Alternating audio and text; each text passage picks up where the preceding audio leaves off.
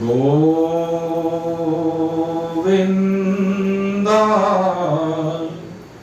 नमो नमः। श्री कृष्णाय नमो नमः। नारायणाय नमो नमः।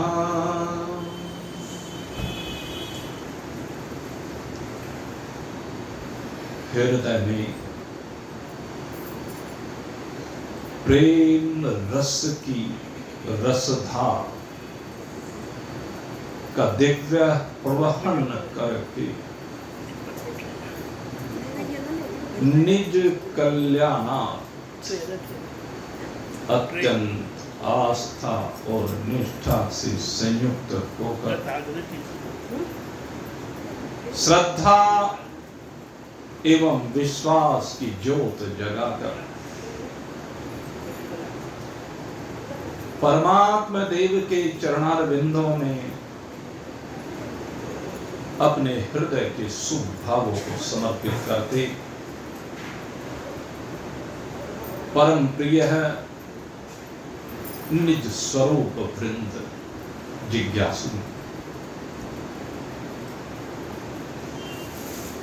परमात्मा देव की असीम महान महती कृपा के प्रणाम स्वरूप आज हम सभी उस दिव्य है पावन कल्याणमय पर्व को मना रहे हैं, जो पर्व हमें परमात्मा से मिलाने के लिए है। भगवान वेद व्यास जी के अवतरण दिवस के रूप में इस पर्व को मनाया जाता है, लेकिन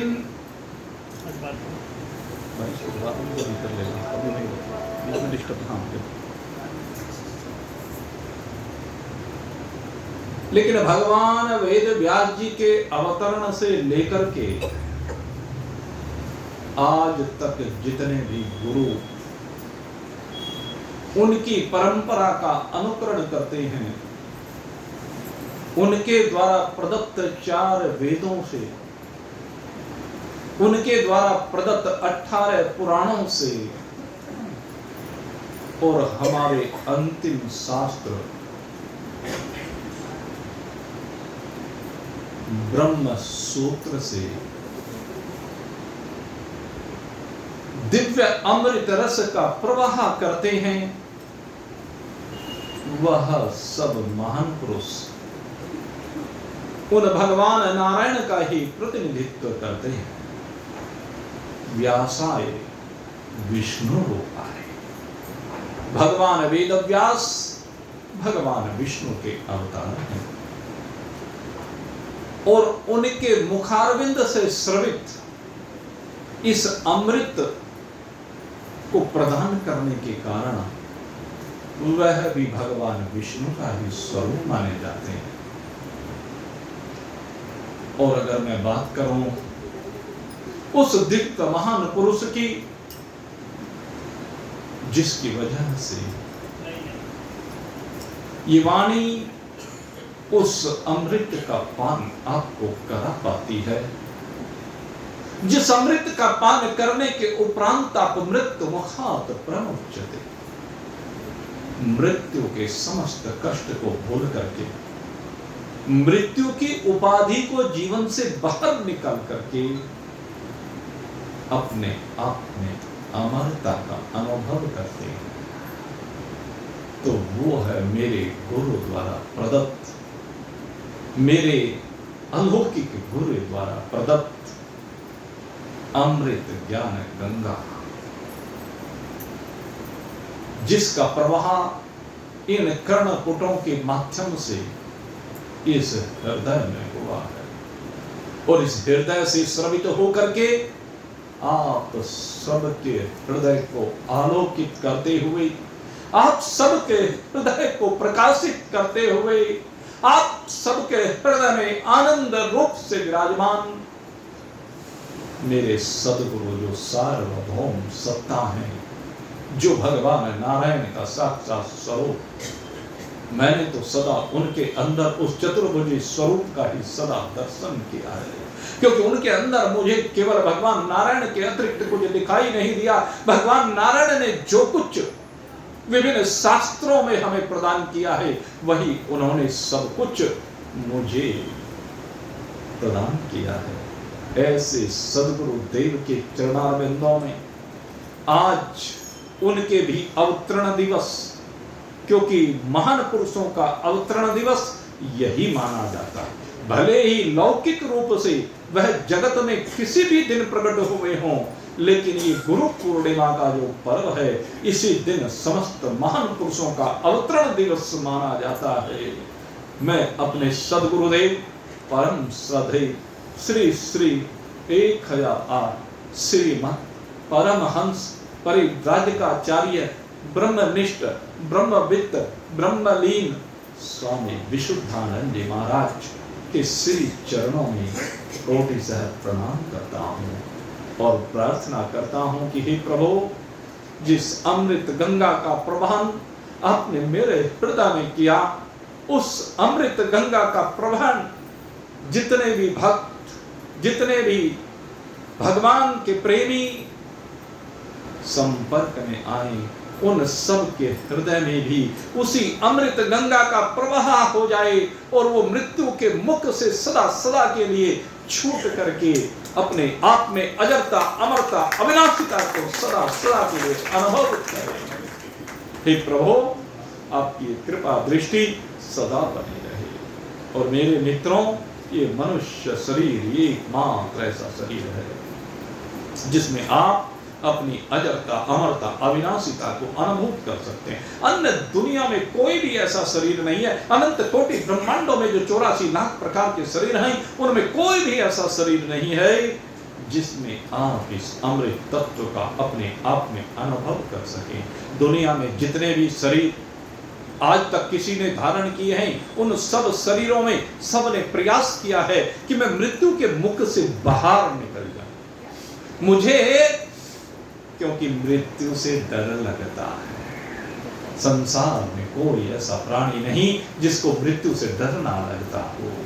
वो मृत्यु से बचना चाहता है, लेकिन जो मृत्यु से बचना चाहता है, मृत्यु से बचने का केवल एक ही उपाय है, सद्गुरु की शरण में जाकर के जीवन को जीने की कला सीखे, जीवित जीवन जीने की कला सीखे, मर मर कर न जिए। जहां तक प्रश्न है इस जीवन का, तो जीवन में तो रोज समुद्र की भांति असंख्य लहरें उठती ही रहेंगी।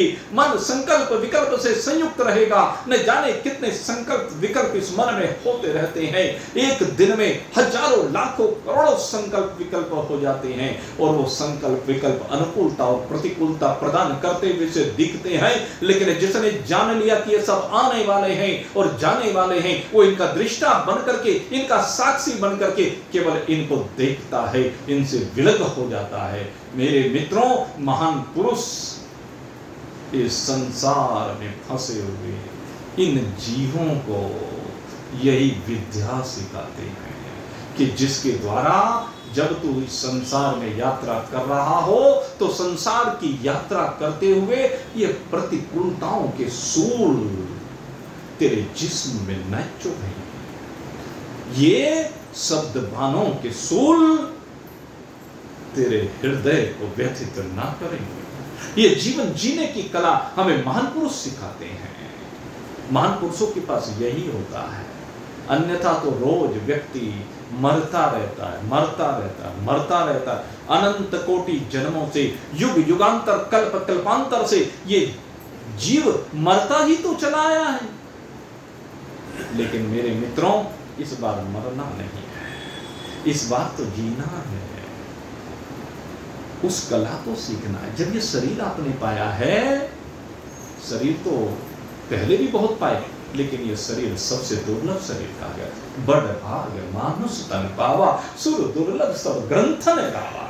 साधन धाम मोक्ष करि द्वारा, पाई न जेहि परलोक सवारा। ये शरीर सबसे श्रेष्ठ शरीर कहा गया है। इस शरीर को पाकर भी फिर मरने की बात क्या, इस शरीर को पाकर तो केवल मुक्ति की बात है, दुखों से मुक्ति की बात है, जीवन के कष्ट और पीड़ा से विनिर्मुक्त होने की बात है मेरे मित्रों।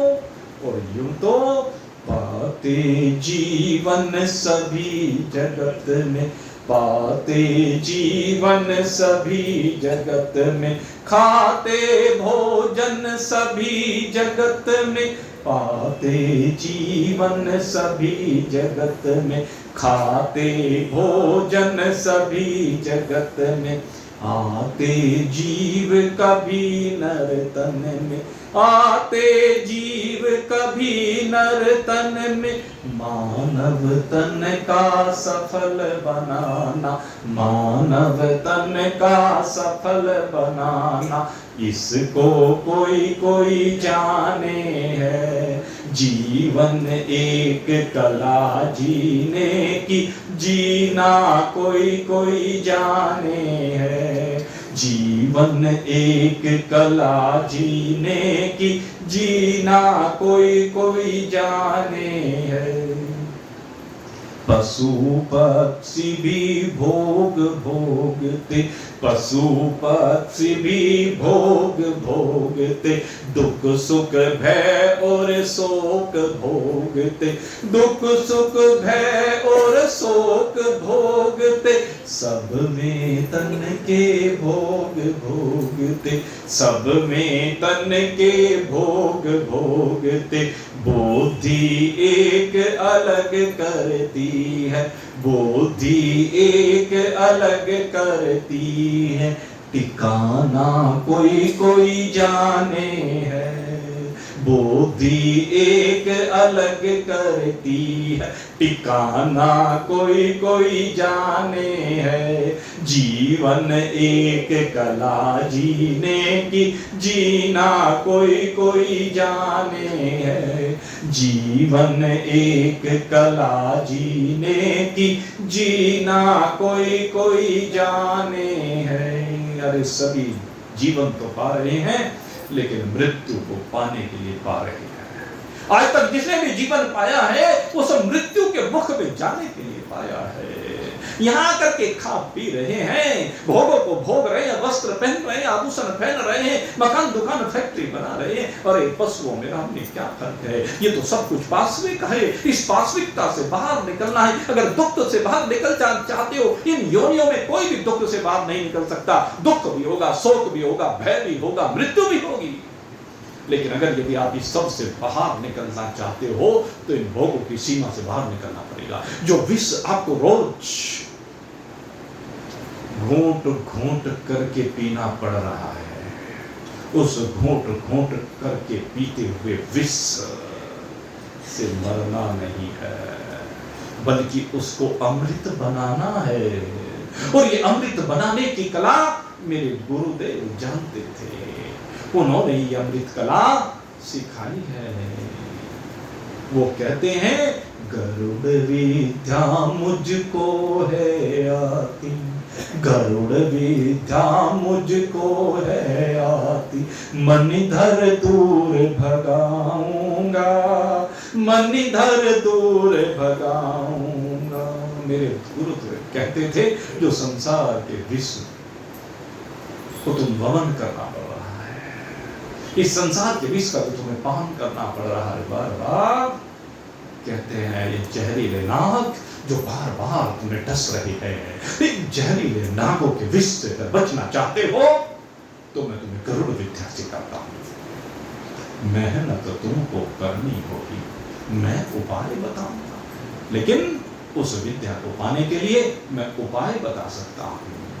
मेहनत तो तुमको ही करनी पड़ेगी। अगर यदि मेहनत नहीं करोगे तो फिर से मर जाओगे। अगर बचना चाहते हो तो उठ कर जागो सोने वालों, उठ कर जागो सोने वालों, सत्संग लागो सोने वालों, उठ कर जागो सोने वालों, सत्संग लागो सोने वालों, बिरथा आयु खोने वालों, बिरथा आयु खोने वालों, समय का सदुपयोग जीवन में, समय का सदुपयोग जीवन में करना कोई कोई जाने है। जीवन एक कला जीने की, जीना कोई कोई जाने है। जीवन एक कला जीने की, जीना कोई कोई जाने है। ये जीवन जीने की कला अगर मिलती है तो पहले जागना पड़ेगा। अरे कब का सोया सुध नहीं आए, जगा रहे श्रुति सज्जन भाई। श्रुति और सज्जन महान पुरुष तुझे बाहर बाहर जगाते हैं। अब तो मोह की निद्रा से बाहर निकल, और मोह की निद्रा से बाहर निकलने का एक ही रास्ता है, और वो है सत्संग। नंदनाई दुर्योधन की सेवा किया करता था, रोज जाकर के उसके पैर दबाया करता था, चाहते हुए भी नहीं उस दुष्ट की सेवा करता था, मालिश किया करता था, रोज का रूटीन था। लेकिन एक दिन जब जा रहा था तो रास्ते में मंदिर में एक महान पुरुष आए हुए थे, कानों में आवाज पड़ी तो सहज स्वाभाविक रूप से उसके अंदर की अंतर आत्मा आज जागृत हो गई। कहने लगा कोई बात नहीं, दुर्योधन की सेवा के लिए तो जाऊंगा, लेकिन जब आज यहाँ कोई महान पुरुष आए हुए हैं तो महान पुरुषों का दर्शन तो बड़े भाग्य से मिलता है। बड़ भाग पावही सतसंगा, बिना प्रयास हो या भवभंगा। ये जो कहावत है, ये जो गोस्वामी जी ने लिखा है, ये नंदा के ऊपर पूरी तरह से सटीक फिट होता है। वो कहने लगा आज गुरुदेव के दर्शन करता हूं, इसलिए गुरुदेव के दर्शन करने के लिए मंदिर के अंदर गया। और जब मंदिर के अंदर गया तो उनकी वाणी में वो खिंचाव था, वो आकर्षण था, वो प्रभाव था कि वो खिंचता चला गया।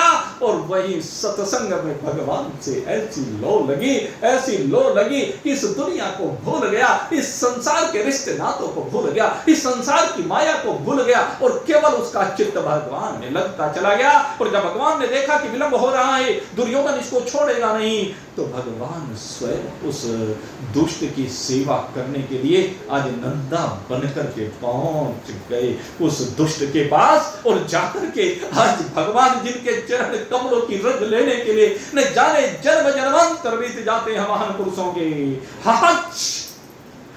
वो मेरे प्रभु जिनके चरण कमल कमला की कर तल से न निकलते देखा, जिनके चरण कमल मां लक्ष्मी के कर कमलों से कभी बाहर नहीं निकलते हैं, मां लक्ष्मी जिनके चरण कमलों की सेवा करती है, आज वो मेरे प्रभु अपने कर कमलों से उस पापी दुष्ट दुर्योधन के चरण दबा रहे हैं। किस लिए? क्योंकि नंदा आज उनसे लो लगा बैठा है, नंदा उनके प्रेम में डूब गया है, उसके चरण दबाते हैं, तेल की मालिश करते हैं। और दुर्योधन कहता है नंदा आज तो तूने कमाल कर दिया, कैसे चरण दबाए हैं, आज तो जीवन भर की थकान मिट गई। उस मूर्ख को क्या पता है ये नंदा नहीं, आज तो अंतर्यामी जगत के स्वामी मेरे नंद नंदन तेरे पास सेवा करने के लिए आए हैं, अपने भक्त के लिए। उस भक्त के प्रबल प्रेम के कारण से प्रभु स्वयं आ गए हैं, क्योंकि प्रबल प्रेम के पहले पढ़कर प्रभु को नियम बदलते देखा। ये भगवान का नियम है, अपना मान रहे न रहे, भक्त का मान न टलते देखा। कभी अपने भक्त के ऊपर आपत्ति आने नहीं देते। नंदा ने तो प्रार्थना नहीं की थी कि प्रभु वो दुर्योधन मुझे मार डालेगा, मेरे बचाव के लिए आप मेरी रक्षा करने के लिए आए। भगवान से कुछ नहीं किया नंदा ने तो केवल अपने दिल के तारों को जोड़ दिया अपने प्रभु से, और प्रभु दौड़े थोड़े चले आए उसको बचाने के लिए।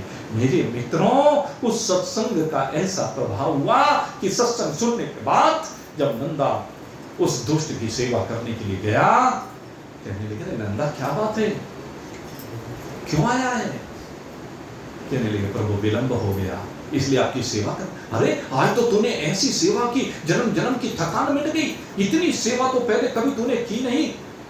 आज तो न जाने तेरे अंदर क्या अलौकिक शक्ति थी, क्या दिव्य शक्ति थी, और जी करता तुझे कुछ और इनाम दूं। पहले एक कड़ा इनाम में दिया था, दूसरा कड़ा भी सोने का उतारा और उसके हाथ पर रख दिया। नंदा सोचने लगा ये हुआ क्या है, कि ये बावरा तो नहीं हो गया, मैं कोई स्वप्न तो नहीं देख रहा हूं। अरे ये किसी को पारितोषिक दे, ये तो दंडित तो कर सकता है, किसी को पारितोषिक नहीं दे सकता।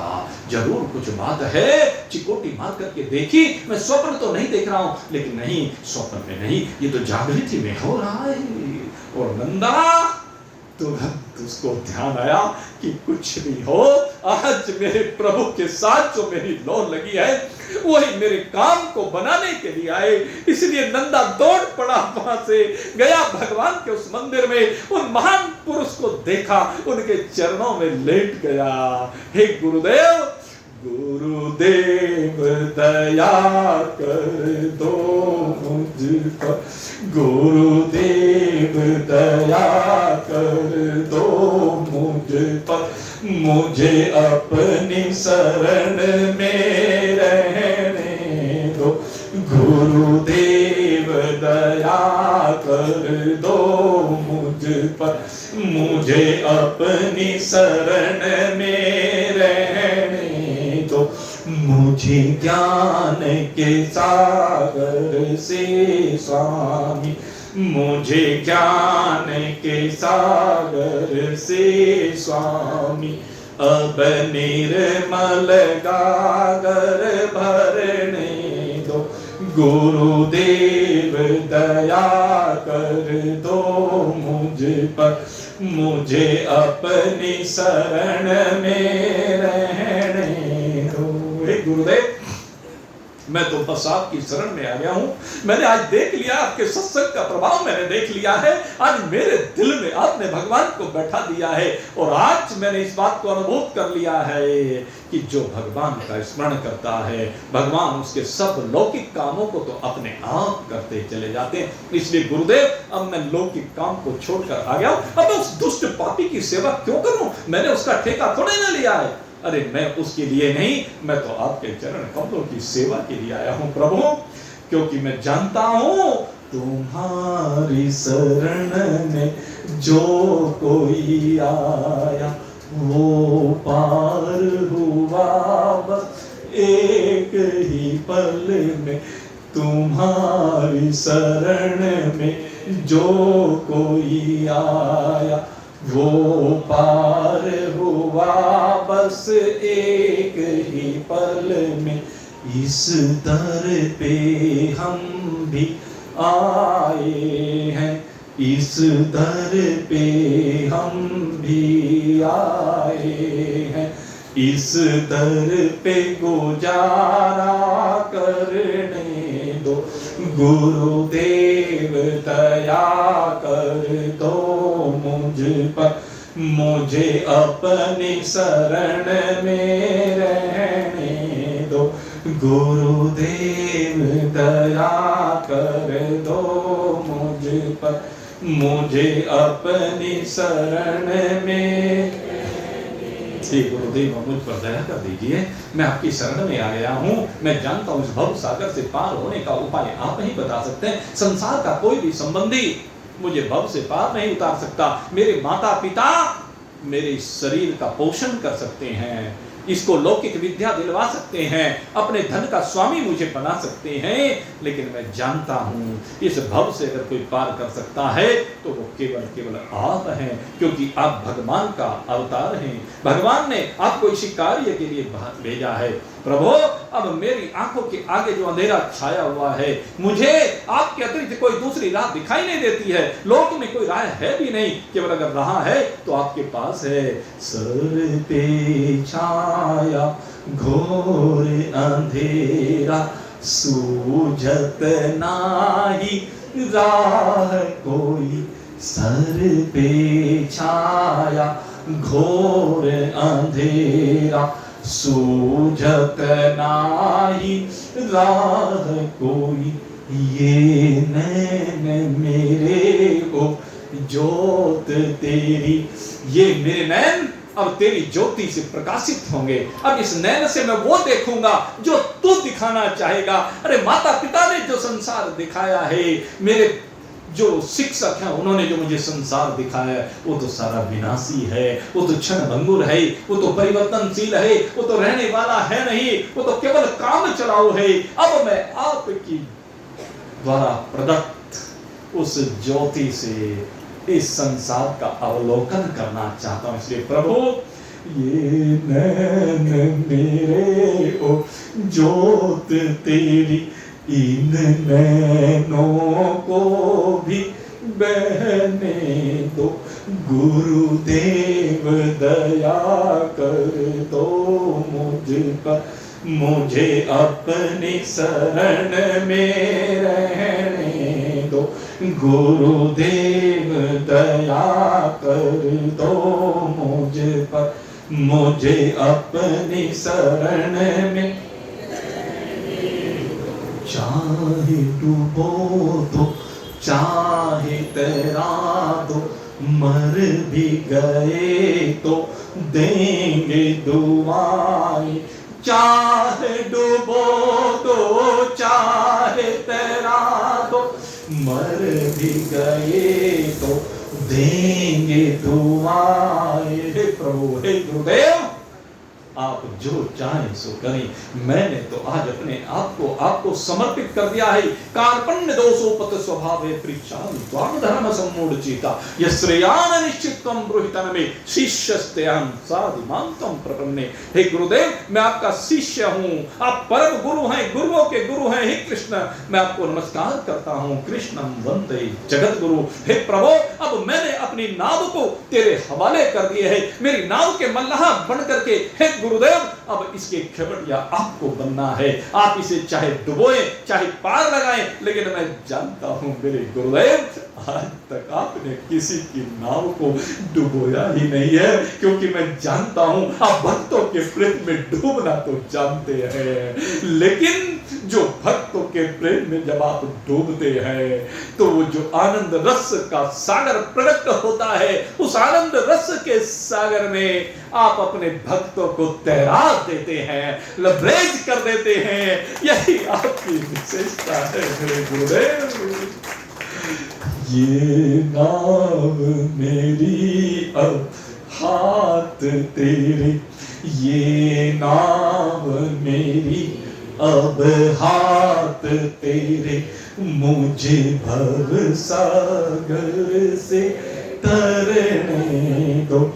गुरुदेव दया कर दो मुझे पर, मुझे अपनी शरण में रहने। गुरुदेव दया कर दो मुझ पर, मुझे अपनी शरण में रहने। और जब ऐसा शिष्य, परीक्षित जैसा अधिकारी गुरु की शरण में आता है तो गुरुदेव उसे अपने चरणों से उठाकर के अपने हृदय से लगा लेते हैं, और अपने हृदय से लगाकर हृदय में जो ज्ञान गंगा का प्रवाह हो रहा है, जो परमात्म रस की आनंद की रसधार बह रही है, उससे लबालब कर देते हैं। उसके अंदर उस रस का ऐसा प्रवाह होता है कि बस वो डूबता चला जाता है। और जब अधिकारी शिष्य गुरु की शरण में आता है तो तीन चीजें होती है, आत्म श्रवण मनन निध्यासन। तीन चीजें। जब भी महान पुरुष के पास जाया जाता है तो तीन बातों के लिए, आत्मा का ही श्रवण करना, आत्मा अपनी श्रोतव्य है, मंतव्य निधिध्यासितव्य। हमारे वेद भगवान कहते हैं कि आत्मा का ही केवल श्रवण करना चाहिए। संसार का श्रवण करके क्या मिलेगा? संसार काम चलाऊ है। संसार में जीवन जीने की कला यही है कि संसार में रहते हुए, क्योंकि संसार को छोड़ भी नहीं सकते, संसार में भोजन भी करना है, संसार में किसी मकान में रहना भी है, वस्त्र भी पहनने, व्यापार भी करना है, नौकरी भी करनी है, लेकिन वो सब करते हुए आपको जो सबसे जरूरी काम है वो जरूर करना है। आप चाहे 23 घंटे कुछ भी करो, लेकिन कम से कम 1 घंटा आत्मा का श्रवण करें, आत्मा का मनन करें, आत्मा का निधिध्यासन करें। ये 1 घंटे अगर यदि आपने बैटरी चार्ज कर ली तो पूरे दिन जैसे इन्वर्टर चार्ज होने के बाद आपको लाइट देता रहता है, लाइट भागने पर भी आपको हवा मिलती रहती है, प्रकाश मिलता रहता है। ठीक उसी प्रकार से ये आत्मज्ञान का श्रवण करने के उपरांत मेरे मित्रों ये संजीवनी शक्ति पूरे दिन आपको मिलती रहती है और फिर कोई दुख, कोई कष्ट, कोई प्रतिकूलता आपको प्रभावित नहीं कर पाती। आप उसके दृष्टा बन जाते हैं, आप उसके साक्षी बन जाते हैं, आप उसको देखने वाले बन जाते हैं। फिर आप केवल और केवल आत्म रूप से अपने आप को अनुभूत करते हैं। इस असार संसार से आप अपने तार डिस्कनेक्ट किए हुए होते हैं, रहते हुए भी नहीं रह रहे हैं संसार में, खाते हुए भी नहीं खा रहे हैं, पीते हुए भी नहीं पह रहे हैं, पहनते हुए भी नहीं पहन रहे हैं, व्यवहार करते हुए भी कुछ नहीं कर रहे हैं, क्योंकि उन सब में आप जानते कि आत्मा पाइना नित्य है, तास्तिक स्वभाव है। आप उस सब को सहज भाव से आते हुए और जाते हुए देखते हैं। संसार में प्रतिकूलता जब आती है तो लगता है कि कुछ कष्ट हो रहा है, नहीं मेरे मित्रों, जब आत्म साक्षी रूप से आप सब चीज का अवलोकन करेंगे तो लगेगा किसका हो रहा, मैं शरीर हूं ही नहीं, मैं ज्ञानेंद्रिय, प्राणी, कर्मेंद्रिय, अंतःकरण, चतुष्ट, ये सब हूं ही नहीं, मैं तो इन सबका दृष्टा हूं, इन सबका साक्षी हूं। इनको देखना प्रारंभ करें, इनके साक्षी बनिए, और जब आप इनके दृष्टा बनेंगे, इनको केवल देखेंगे तो आपको लगेगा ये सब मेरे से विलग है। और जो विलग है उसकी जब प्रतिकूलता होगी तो फिर वो आपको कष्ट कैसे देगी। जैसे राहगीर, किसी को चोट लग जाए, आपके सामने किसी का एक्सीडेंट हो जाए, किसी राहगीर का, आप उसको देखते हैं, उसका उपचार भी करा देते हैं, लेकिन उसके रोग होने पर, उसके कष्ट होने पर, उसके एक्सीडेंट होने पर उसकी जो व्यथा है उसको देख करके आपको दुख नहीं होता, आप करने योग्य कार्य तो करते हैं। ऐसे ही ये शरीर आपका पड़ोसी है, कोई राहगीर है, एक रेल का डिब्बा है, एक किराए की सराय मिली है, ये आप हैं ही नहीं। ऐसी तो न जाने कितनी सरायों में आप रह चुके हैं। आप इस सब को जानने वाले इससे विलग हैं। आप मकान नहीं है, आप वस्त्र नहीं है, आप जो वस्त्र पहने हुए हैं ये थोड़े ना आप हैं, ये तो केवल लोक मर्यादा के लिए पहने गए हैं। ऐसे ही ये स्थूल शरीर का वस्त्र, सूक्ष्म शरीर का वस्त्र, कारण शरीर का वस्त्र, ये आपने पहन रखा है। आप तो वास्तव में शुद्ध सच्चिदानंद घन ब्रह्म है। आपकी वास्तविकता शुद्ध सच्चिदानंद घन ब्रह्म है। और जिस दिन सदगुरु से इस वास्तविकता को अनुभूत कर लिया, और अनुभूत करने के लिए गुरुदेव उपाय बता रहे, गुरुदेव आपको विलग कर रहे हैं, लेकिन आप अगर फिर भी चिपके रहें, फिर भी तादात्म्य बनाए रहें, तो कष्ट से मुक्ति नहीं हो सकती। कष्ट से मुक्ति का एक ही उपाय है कि जो सुने उसको गुने और उसको जीवन में उतारें। क्योंकि गुणना इसलिए जरूरी है कि गुणने से ही समझ में आता है। जब आप उसका मंथन करते हैं तभी समझ में आता है, तभी अमृत रूपी माखन निकलता है, और फिर उसको जीवन में उतारना है। मात्रा स्पर्शास्तु कौन्तेय शीतोष्ण सुख दुःखदा आत्मा पाइनो अनित्यः तास्तितिक्ष्व भारत। क्योंकि संसार में पंचभूतों के द्वारा जो भी कुछ बना हुआ है उसका जब आपके साथ संयोग होगा तो निश्चित रूप से कभी सुख देगा, कभी दुख देगा। ये एक स्वाभाविक प्रक्रिया है। तो ये जो स्वाभाविक प्रक्रिया है, इस स्वाभाविक प्रक्रिया को सहज भाव से सहन करना है। इसमें आसक्त नहीं होना, इससे चिपकना नहीं, सदा अपनी दृष्टि को परमात्मा में लगा करके रखना है। और अगर यदि चाहते हो वास्तव में तो सदगुरु की शरण में यही सब कुछ मिलता है। आत्म श्रवण मनन निध्यासन करके पावन कोई त्रासन। आत्म श्रवण मनन निध्यासन करके पावन कोई त्रासन। माया नगरी न फेर निवासन। जीवन मुक्ति पाके यहाँ से जाना कोई कोई जाने है। जीवन एक कला जीने की, जीना कोई कोई जाने है। जीना जो आत्मा को जान लेता है वो जीवन जीने की कला सीख जाता है। वो जान जाता है कि मुझे इस संसार में किस प्रकार से रहना है। वो खाना भी खाता है, वो वस्त्र भी पहनता है, वो लोग के व्यवहार भी करता है, वो ब्याह शादी भी करता है, वो मरना जीना भी करता है, सब कुछ करता है, लेकिन सदा अपने आप में परमात्मा के प्रेम को समेटे हुए, सदा अपने आप में परमात्मा को बैठाए हुए, इस हृदय में परमात्मा का वास बना करके वो सदा प्रेम के साथ अपने जीवन को जीता है। महान पुरुष आपको यही सिखाते हैं। एक भौतिक जीवन होता है, एक आध्यात्मिक जीवन होता है। जीना तो भौतिक जीवन ही है शरीर से सबको, लेकिन अगर यदि अंदर आध्यात्मिकता बैठी हुई है तो आपका भौतिक जीवन भी रसमय हो जाएगा। रसमय है सब संसार लगेगा, जब रस में तो डूबेगा। इस अपने आत्मा रस में जब तू डूबेगा, जब परमात्मा रस में डूबेगा, जब तू परमात्मा से लो लगा करके बैठेगा, तो उस समय कहते हैं तेरा सारा जीवन रसमय हो जाएगा। सब कार्य होते जाएंगे, भौतिक कार्य अपने आप हो जाएंगे, उनसे तू चिपकेगा नहीं। आध्यात्मिकता अंदर बैठनी जरूरी है, और महान पुरुष आपके अंदर उस आध्यात्मिकता को बैठा देते हैं जिससे ये लौकिक जीवन भी सुधर जाता है। लौकिक जीवन में जितने विकार हैं, जितने छल कपट हेरा फेरी हैं, वो सब निपट जाते हैं। जैसे जैसे व्यक्ति महान पुरुषों का संग करता है, ये सब दुर्गुण अपने आप हटते चले जाते हैं। तो कीचड़ है, आप चिंतन करें, कहीं पर कीचड़ का कुंड भरा हुआ है, लेकिन कीचड़ के भरे हुए कुंड में अगर निरंतर स्वच्छ जल की धारा का प्रवाह करेंगे, आपको कुछ करने की जरूरत नहीं है, केवल स्वच्छ धारा की प्रवाह उसके अंदर करते रहना चाहिए। तो धीरे धीरे देखेंगे आप, कितना ही कीचड़ हो, वो कीचड़ धीरे धीरे घुल घुल करके अपने आप बाहर निकल जाएगा, और वो कुंड जो कीचड़ का था वो निर्मल जल का कुंड बन जाएगा।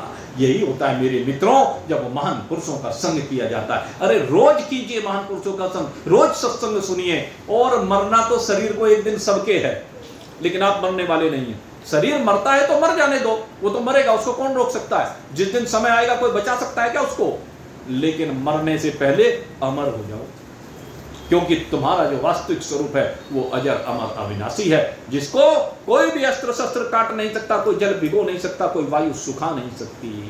मेरे मित्रों, कोई अग्नि उसको जला नहीं सकती। नैनम चिंतन्ति शस्त्राणि नैनम दहति पावक, न चैनम क्लेदन्ताप, न शोष्यति मारुत है। आपका वास्तविक स्वरूप यही है। सद्गुरु आपको इस आपके वास्तविक स्वरूप को दर्शाते हैं, रोज दर्शाते हैं, रोज इसकी अनुभूति करनी है मेरे मित्रों।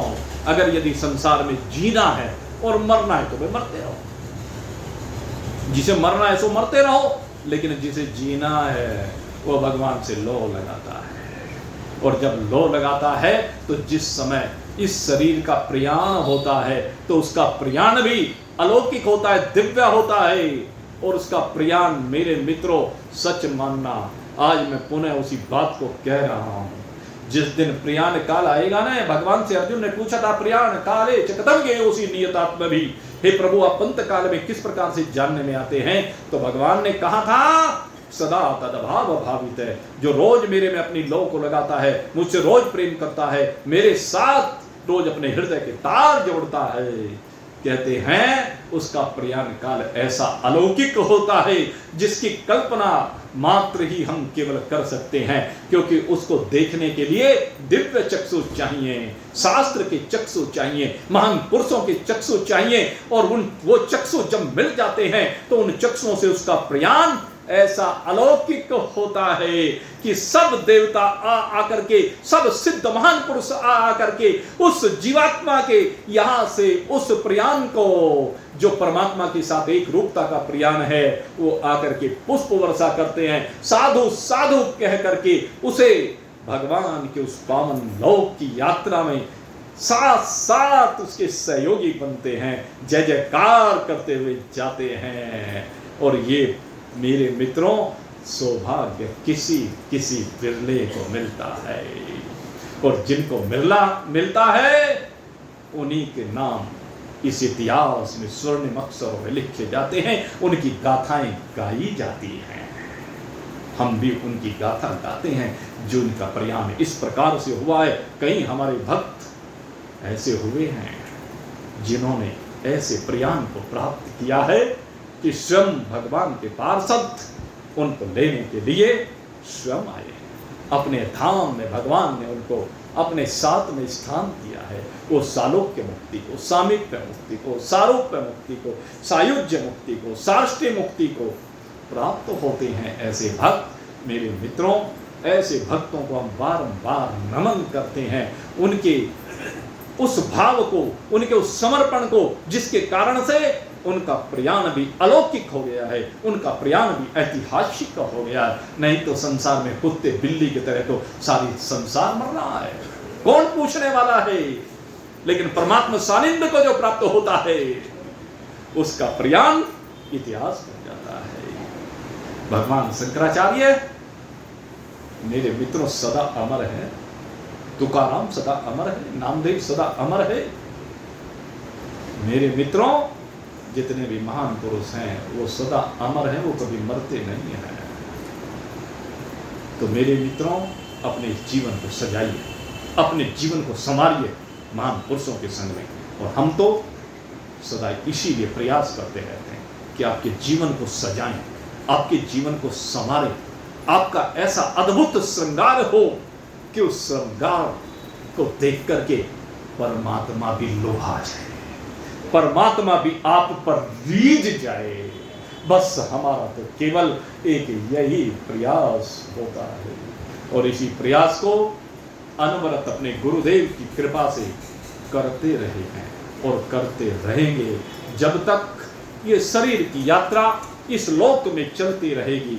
तब तक यही भाव है कि आप सब लौकिक रूप से भी फले फूले समृद्धि को प्राप्त हों, लेकिन चाहे ये काम कितना ही बने, कम बने ज्यादा बने, वो विशेष महत्व तो नहीं रखता, लेकिन आपकी भक्ति, आपका ज्ञान, आपका वैराग्य वो निरंतर वृद्धि को प्राप्त हो, उसी के कारण से आपका कल्याण होगा।